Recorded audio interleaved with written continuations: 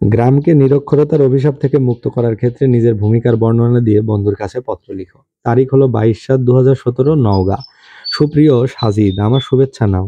আশা করি সবাইকে নিয়ে ভালো আছো। তোমার সাথে অনেকদিন কোনো যোগাযোগ করতে পারিনি। এর কারণ নিরক্ষরতার অভিশাপ থেকে আমাদের গ্রামকে মুক্ত করার কাজে ব্যস্ত ছিলাম এতদিন। এ ব্যস্ততার কারণে তোমার কাছে চিঠি লিখতে দেরি হলো।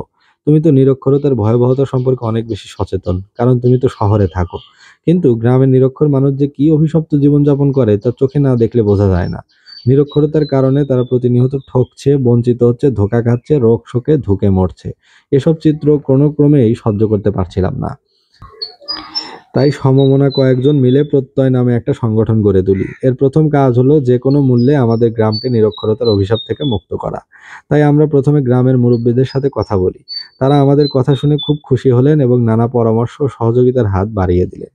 ইউনিয়নের চেয়ারম্যান আমার উদ্যোগের কথা জেনে তার কাছারি ঘরটা নৈশ বিদ্যালয়ের জন্য ছেড়ে দিলেন। আমরা কয়েকজন শিক্ষকের ভূমিকা পালন করি। পুরো গ্রামে উৎসাহের ধুম পড়ে গেল। নিরক্ষর ছেলে, বুড়ো, বৌঝিরা এই নৈশ বিদ্যালয়ে আসতে শুরু করে। আমরা প্রত্যেকে কাজ ভাগ করে নিলাম। এভাবে আজ 6 মাস কাজ করছি। আশা করছি আর 6 মাস কাজ করলে গ্রামের সব বয়স্কদের নিরক্ষরতার অভিশাপ থেকে মুক্ত করা যাবে। ইতোমধ্যে উপজেলা কর্মকর্তা ও জেলা প্রশাসক আমাদের নৈশ বিদ্যালয় পরিদর্শন করে গেছেন। কিছু সাহায্যেরও আশ্বাস দিয়ে গেছেন। এ বিষয়ে প্রথম আলো পত্রিকায় একটা সচিত্র প্রতিবেদনও ছাপা হয়েছে। আমি বুঝলাম আসলে উদ্যোগ নিলেই হয়। উদ্যোগ নিয়েছি বলেই আজ গ্রামের বয়স্করা নিরক্ষরতার অভিশাপ থেকে মুক্ত হতে চলছে। তুমি সময় পেলে একবার আমাদের নৈশ বিদ্যালয়টি এসে দেখে যেও। আজ আর নয়, চিঠির উত্তর দিও। ইতি তোমার প্রীতিধন্য নুরুল আমিন।